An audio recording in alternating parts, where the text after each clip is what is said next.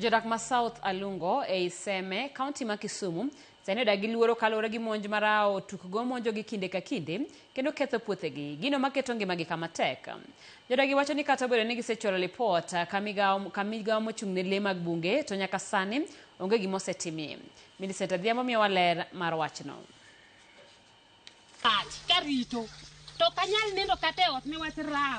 Gweng' ma South Alungo yanden en alwora ma kuyo goe tach ka oganda ne puro kendo yudo chiemo moromo. Kata kamano luoro matamre gi nono sani okwako chunygi kaluwore gi monj marao siko monjogi go piny maru. Otieno kotieno kweth mag rao wuok oko e nam Lolwe kendo wuotho mita 500 nyaka e puothe ma gweng'ni ka gikwayo gino mamayo jopur kwe. King'iyo kuma rao ae nam en karibu 500 meters. Rao biro nyaka malo ka kendo ketho puodho, mokipudho itiyo gi pesa mang'eny, ipuro gi pesa, ikomo gi pesa, idoyo gi pesa, to kisetieko doyo nitie macham bede macham koro meta no. Rao donji. Chame te. Mi endap ni ibedo kata sokt nikech rao chame makaka idwa chaki kia. Jogweng'ni wacho ni repegi sani miyogi kihondko kayo tiena achiel kende ginyalo monjogi kendo yweyo oko puothe mago oduma, oganda, niang', rabuon, njugu e kind mamoko kendo weyo gi maonge kaka ginyalo konyore kata obedo ni gitiyo matek ka bie.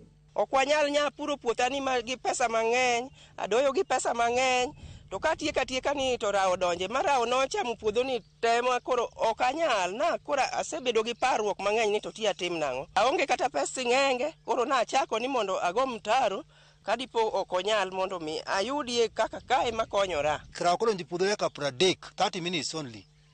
Gimochamo kiduogo ing'iyo tigori piny puodho.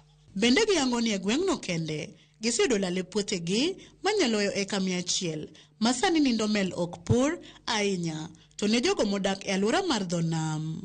Puothe dongo kaka kabisa over 100 monda piny ka bende more than 100 kata more than 200 awach kamano. Moko pur nikech rao along lake ji ok opuro puothe nikech rao.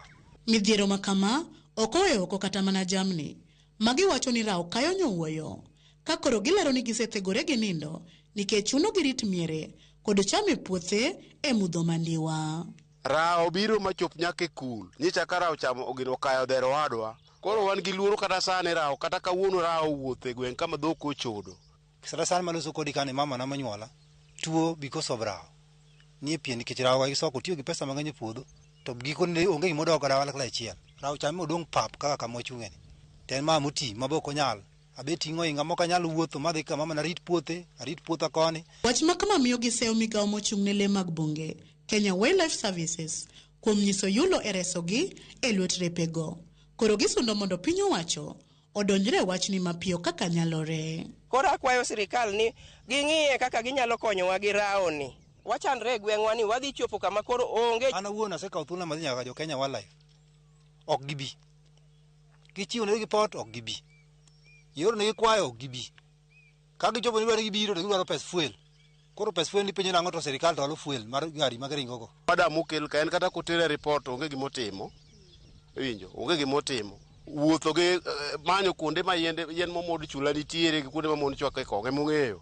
Wato rao to hinyo sani onge gimodhi chamo to kech to nitiere. Ne jodak ma South Alungo ma ok en mana midhiero mar kedo gi lee mag bunge. En kedo mondo girit yor yuto kaachiel gi kwe margi kaka yor rakruok gi kech maliyo kendo limbo pacho kasani magiwacho ni ochomogi gi ng'ong'o.